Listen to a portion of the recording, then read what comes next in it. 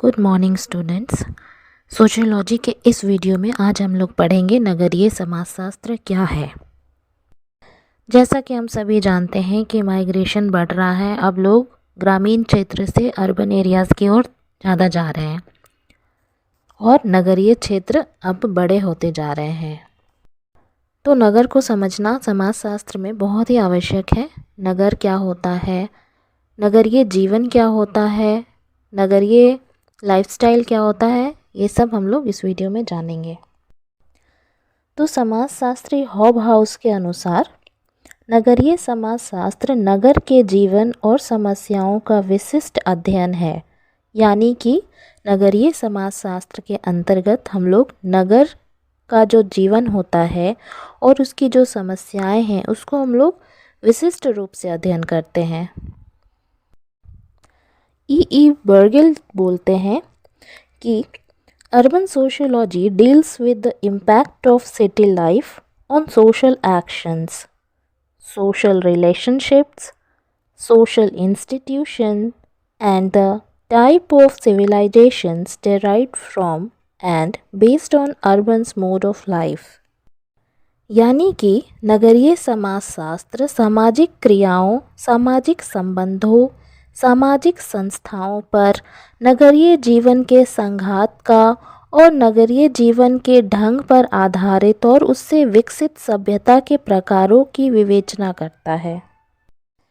अगर इसको सिंपल भाषा में समझें तो नगरीय समाजशास्त्र में हम लोग क्या पढ़ते हैं। सबसे पहले हम लोग पढ़ते हैं नगर के बारे में कि नगर क्या है।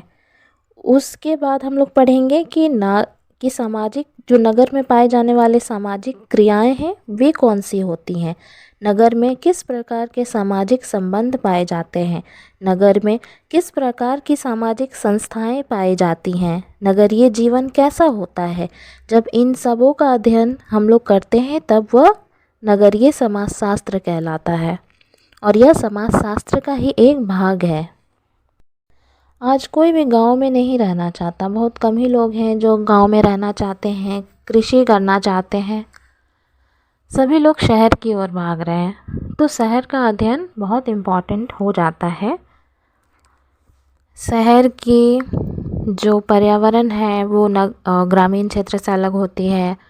जो ऑक्यूपेशंस होते हैं यानी कि जो रोज़गार होते हैं, गांव में कृषि से संबंधित रोज़गार ज़्यादा मिलेंगे या फिर छोटे प्राइमरी सेक्टर से जुड़े रोज़गार ज़्यादा मिलेंगे। हालांकि अब बदलाव आ रहा है लेकिन नगरों की अपेक्षा में अभी भी वो कम है। शहर में बड़े बड़े रोज़गार मिलते हैं, सर्विस सेक्टर ज़्यादा होता है, कृषि वहाँ कम होता है, सरकारी नौकरियाँ हैं वहाँ, प्राइवेट नौकरियाँ हैं, जनसंख्या वहाँ ज़्यादा होती है, समस्याएं वहाँ ज़्यादा होती हैं। जैसे कि आप देखेंगे गाँव में सबके पास अपना घर होता है, रेंट का घर ढूंढना नहीं पड़ता। लेकिन शहरी क्षेत्र में क्या होता है, अधिकतर लोग रेंट पे रहते हैं, बहुत सारा स्लम्स एरिया होता है, कई लोग फुटपाथ पे सोते हैं। तो नगरों में कई प्रकार की समस्याएं पाई जाती हैं, इसलिए नगरीय अध्ययन जो है अभी अधिक प्रचलन में है। जैसा कि नेल्स एंडरसन कहते हैं कि मुख्य रूप से ग्रामीण तथा नगरीय दो प्रकार के सामुदायिक समाजशास्त्र हैं। यानी कि समाजशास्त्र के अंतर्गत सामुदायिक समाजशास्त्र को उन्होंने दो भागों में बांटा है, नगरीय और ग्रामीण, और प्रत्येक को उसके अनुशासन से ही जाना जाता है। जैसे कि ग्रामीण समाजशास्त्र का क्षेत्र ग्रामीण समाज है, यानी कि अगर ग्रामीण समाजशास्त्र हम लोग पढ़ेंगे तो उसके अंतर्गत हम लोग ग्रामीण समाज को पढ़ेंगे। जबकि नगरीय समाजशास्त्र का संबंध कस्बों तथा नगरों के आवास से है। यानी कि अगर नगरीय समाजशास्त्र पढ़ेंगे तो कस्बा या फिर नगर उसके अंतर्गत हम लोग पढ़ेंगे। ये तो था नगरीय समाजशास्त्र का अर्थ जो विभिन्न समाजशास्त्रियों ने दिया था। अब हम लोग जानते हैं कि नगरीय समाजशास्त्र के क्षेत्र क्या होते हैं, यानी कि स्कोप ऑफ अर्बन सोशियोलॉजी क्या है। तो पहला तो है नगरीय समाजशास्त्र के अंतर्गत जो इसका स्कोप है, वो पहला स्कोप है नगर के अध्ययन करने वाले विचारकों को हम इसके अंतर्गत पढ़ते हैं। दूसरा है महानगरों और राजधानी के अध्ययन करने वाले विचारकों को हम इसके अंतर्गत पढ़ते हैं। फिर इसके बाद है मोनोग्राफिक अध्ययन करने वाले विचारकों को पढ़ते हैं। तो इन तीनों को जब हम पढ़ते हैं तो ये एक नगरीय विज्ञान मिल करके बनाता है। तो जो पहला जो इसका स्कोप है वो है नगरीय विज्ञान, और इसके अंतर्गत हम लोग विचारकों को पढ़ते हैं। किन विचारकों को पढ़ते हैं? जिन्होंने नगर का अध्ययन किया हो, महानगर या उसकी राजधानी का अध्ययन किया हो, या फिर मोनोग्राफिक अध्ययन किया हो। इसका दूसरा स्कोप है नगरीय पारिस्थितिकी विज्ञान। इसमें हम लोग क्या पढ़ते हैं? दो तरह का पारिस्थितिकी होता है। पहला मानव पारिस्थितिकी, दूसरा होता है सामाजिक पारिस्थितिकी। तो इन दोनों का हम लोग इसके अंतर्गत अध्ययन करते हैं, यानी कि human ecology and social ecology, दोनों का अध्ययन हम लोग इसके अंतर्गत करते हैं। और वो किस से जुड़ा होना चाहिए? नगर से जुड़ा हुआ होना चाहिए। नगर का जो ह्यूमन इकोलॉजी है और नगर का जो सोशल इकोलॉजी है उसको इसके अंतर्गत हम लोग पढ़ते हैं, ग्रामीण क्षेत्र का नहीं। तीसरा जो इसका स्कोप है वो है नगरीयता, यानी कि अर्बनिज्म। इसके अंतर्गत हम लोग नगर के सामाजिक संबंध, व्यवहार, क्रियाओं और संस्थाओं का अध्ययन करते हैं। मुख्य रूप से पार्क, बर्जेस, जिमरमैन, लिंडमैन ने इसका अध्ययन किया है। पार्क और जो बर्जेस थे, इन्होंने इस विज्ञान के क्षेत्र को 3 भागों में बांटा था। पहला पारिस्थितिकी शास्त्र, जिसको कि इकोलॉजी बोलेंगे। इसके अंतर्गत भौगोलिक और प्राकृतिक परिस्थितियों को अध्ययन किया जाता है। दूसरा जो है सामाजिक संगठन, यानी कि सोशल ऑर्गेनाइजेशन, जो भी नगर में जो भी संस्थाएं हैं, परिवार है, जैसे कि एग्जाम्पल के तौर पे परिवार हो गया, राजनैतिक संस्थाएं, मनोरंजन की संस्थाएं हो सकती हैं। तो इन सभी संस्थाओं का हम लोग अध्ययन किसके अंतर्गत करते हैं? इस नगरीय समाजशास्त्र के अंतर्गत करते हैं। ऐसा कौन कहते हैं? पार्क और बर्जेस बोलते हैं। तीसरा जो इन्होंने बताया था वो है सामाजिक विघटन, यानी सोशल डिसऑर्गेनाइजेशन। ये कहते हैं जैसे बाल अपराध है, और भी तरह तरह के बहुत सारे अपराध होते हैं। जैसे कि अभी मैंने बताया कि गरीबी बढ़ जाती है ना नगरीय क्षेत्रों में, जैसे स्लम्स होते हैं। तो फिर अगर गरीबी बढ़ जाएगी तो वहाँ पे भिक्षाटन की समस्या होगी, यानी कि बेगरी की होगी, और पॉल्यूशन होगा, पॉपुलेशन बहुत ज़्यादा हो जाए, कई सारी समस्याएं होती हैं इसका अंतर्गत। तो इस टॉपिक के अंतर्गत हम लोग वहाँ की जो भी समस्याएं हैं और जो सोशल डिसऑर्गेनाइजेशन क्रिएट करती है उसका अध्ययन करते हैं। तो एक बार हम लोग शॉर्ट में देख लेते हैं कि स्कोप ऑफ अर्बन सोशियोलॉजी के अंतर्गत हम लोगों ने 3 चीज़ें पढ़ी। पहला तो हमने पढ़ा कि अर्बन सोशियोलॉजी के अंतर्गत पहला इसका स्कोप, यानी हम लोग पढ़ते हैं इसको नगरीय विज्ञान के तौर पे पढ़ते हैं। दूसरा जो है हम लोग इसको नगरीय परिस्थिति विज्ञान के तौर पे पढ़ते हैं। और तीसरा जो है हम लोग इसको नगरीयता या फिर अर्बनिज्म के तौर पे इसको हम लोग पढ़ते हैं। इस तरह से हम कह सकते हैं कि नगरीय समाजशास्त्र का अध्ययन क्षेत्र जहां नगर की अनेक समस्याओं से जुड़ा है, वहीं नगर की अनेक प्राथमिक और द्वितीयक समूह से जन्मी समस्याओं का भी अध्ययन करना है। साथ ही साथ आर्थिक, सामाजिक, सांस्कृतिक, राजनैतिक संगठनों का भी इसके अंतर्गत अध्ययन किया जाता है। इस प्रकार से हम देखते हैं कि जो नगरीय समाजशास्त्र है वो एक संकीर्ण समाजशास्त्र ना होकर के व्यापक समाजशास्त्र है, जो नगर की विभिन्न समस्याओं और तथ्यों का अध्ययन करता है। अब हम लोग नगरीय समाजशास्त्र को क्यों पढ़ते हैं? क्योंकि अभी मैंने बताया कि नगर का जो मतलब एक्सटेंट है, जो उसका नंबर है, अब धीरे धीरे बढ़ रहा है, और साथ ही साथ वो अपने साथ कई तरह की समस्याएं और कई तरह की अपॉर्चुनिटीज़ अपने साथ लेकर के आ रहा है। तो अगर हम लोग नगर में रह रहे हैं तो उसको पढ़ना बहुत ही आवश्यक है। तो पहला इसका कारण यह है कि जो नगर होता है वो एक जटिल समाज होता है, इसलिए उसको समझने के लिए इसका अध्ययन आवश्यक है। दूसरा है कि नगरीय क्षेत्रों में कई तरह की समस्याएं होती हैं, उन समस्याओं का समाधान खोजने के लिए इसका अध्ययन आवश्यक है। तीसरा है कि नगरीय समाज का विश्लेषण करने के लिए इसका अध्ययन आवश्यक है।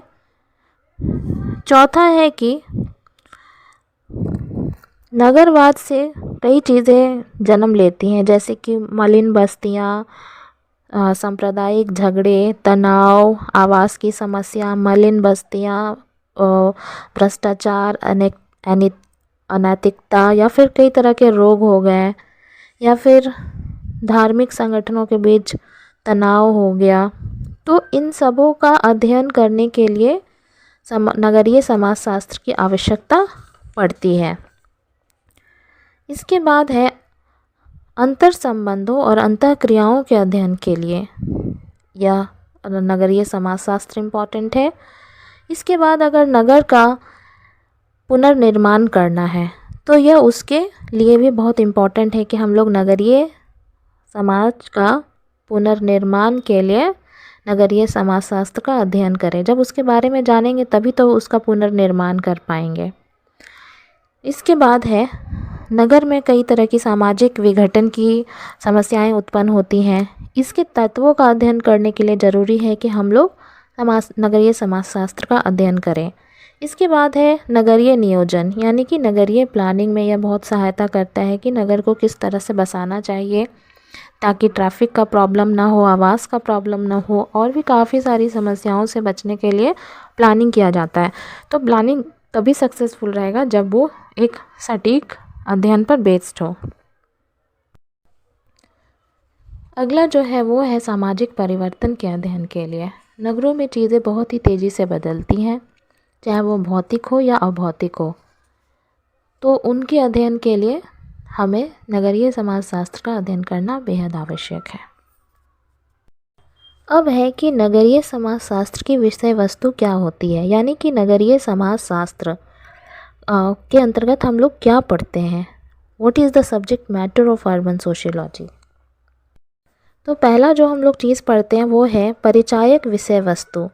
इसके अंतर्गत 3 चीज़ें आती हैं। पहला है नगरीय पारिस्थितिकी शास्त्र, दूसरा है नगरीय स्वरूप शास्त्र, तीसरा है नगरीय मनोविज्ञान।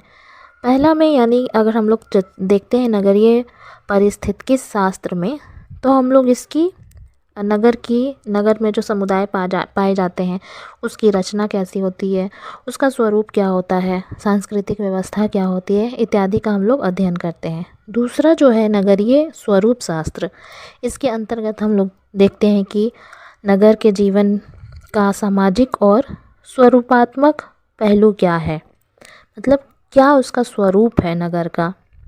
तीसरा जो है नगरीय मनोविज्ञान, इसके अंतर्गत हम लोग मनोवैज्ञानिक ढंग से अध्ययन करते हैं कि नगरीय जो व्यक्ति है वो किस प्रकार से व्यवहार करता है। जैसे हमने पढ़ा कि हम लोग संस्थाएं पढ़ते हैं या अंतःक्रियाएं पढ़ते हैं, तो मनुष्य ही व्यवहार करता है, मनुष्य ही संस्थाएं बनाता है। तो उसका मनोविज्ञान भी जानना बेहद आवश्यक है कि ग्रामीण क्षेत्र से अगर कोई व्यक्ति ग्रामीण क्षेत्र का और नगरीय क्षेत्र का, तो वो किस प्रकार से दोनों एक्ट करते हैं, दोनों का जो काम करने का तरीका होगा, सोचने का तरीका होगा, वो भिन्न होगा। तो इसका अध्ययन ये भी एक subject matter of urban sociology है। दूसरा जो हम लोग, पहला तो हमने पढ़ा परिचायक विषय वस्तु, दूसरा है विश्लेषणात्मक विषय वस्तु। इसके अंतर्गत भी तीन बिंदु आता है। पहला है नगर क्या है, दूसरा है समुदाय कि समुदाय की क्या विशेषताएं होती हैं, तीसरा है नगर कि नगर क्या है, कैसे वो रहता है, कैसे वो व्यवहार करता है, वहाँ के लोग किस ढंग का लाइफस्टाइल जीते हैं, ये इन सभी चीज़ों का अध्ययन किया जाता है। तीसरा है सुधारात्मक कार्यों में का अध्ययन। इसमें हम लोग पढ़ते हैं नगरीय व्याधि यानी नगरीय समस्याएं, जैसे कि बाल अपराध, मद्यपान, भिक्षाटन इत्यादि। और जो दूसरा है वो है नगरीय योजनाएं, यानी कि हम लोग नगर को और अच्छा प्लानिंग करके कैसे उसको बना सकते हैं। तो ये जो 3 हमने देखा, ये 3 जो है नगरीय समाजशास्त्र की विषय वस्तु थी। आशा करती हूँ यह वीडियो आपको समझ में आया होगा। धन्यवाद।